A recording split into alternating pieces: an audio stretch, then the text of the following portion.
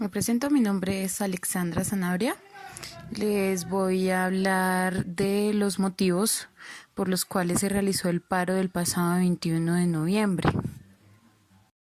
Bueno, en primer lugar se presentó contra la reforma laboral. Esa fue una de las grandes motivaciones para este paro, porque el gobierno pretendía pagar a los jóvenes menores de 25 años solamente el 75% del salario mínimo.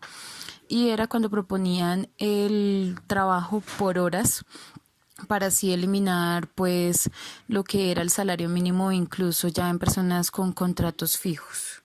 Otro de los motivos fue la reforma pensional.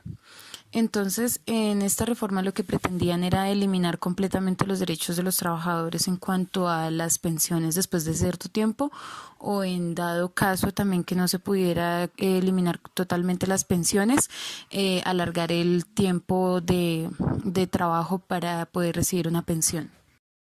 Otra era contra el holding financiero. Entonces esto era una creación de una entidad que eliminaría muchos trabajos en algunas entidades como tal del Estado, porque el Estado dejaría de tener control sobre algunas empresas financieras. Entonces esto causaría muchos despidos. Otra sería contra las privatizaciones. ¿Qué quiero decir con esto? Las privatizaciones, digamos, como Ecopetrol, ISA, Cenit, que son electrificadores regionales. Entonces, todas estas empresas, al volverse privadas inferior al 50%, lo que haría es que aumentarían los impuestos. Esto fue otro motivo fuerte. Contra la corrupción, creo que es el más fuerte de todos.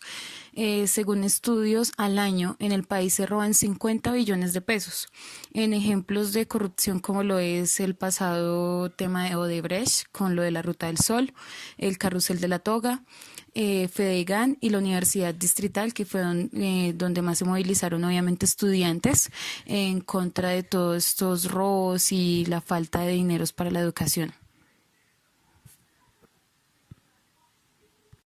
Otro es contra el tarifazo nacional. El tarifazo nacional ya tiene que ver con la cuestión de la energía como tal en el país. Estaban planeando incrementar en un 35% para los estratos 4, 5 y 6 en el país, con el fin de beneficiar a Electricaribe. Esta es una eléctrica, obviamente, como lo dice, del Caribe. Esto también colaboró mucho en el paro nacional. Otro de los más importantes fue contra la reforma tributaria, que consistía en bajar impuestos a las grandes empresas y multinacionales y aumentarlos en las clases media y a los trabajadores, pues lo cual todos sabemos que nos afectaría demasiado, porque pues es algo como muy injusto, ¿no? Entonces esto también incentivó bastante al paro nacional. Este tiene mucho que ver con el del salario mínimo de los jóvenes. Este también es por el salario mínimo, pues porque la gente exigía un salario mínimo decente para obviamente tener una vida decente y poder cubrir cosas de la vida cotidiana como la canasta familiar, que es tan importante. El siguiente es por el cumplimiento de los acuerdos.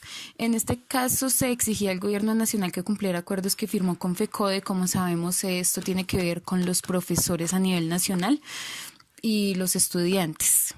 Entonces estaban incumpliendo con algunos contratos y algunos estatutos que tenían firmados. El último, pero no menos importante, es por la defensa de la protesta social. ¿A qué me refiero con esto? En el momento el gobierno buscaba restringir como tal al máximo las protestas sociales, lo cual pues es un derecho para las personas para defender sus derechos y toda esta situación. Entonces buscaban criminalizar y estigmatizar a las protestas. Ahí es donde viene el tema pues de las personas que se encapuchaban y todo este cuento y hacían quedar mal a los que protestaban. Con esto terminé, muchas gracias.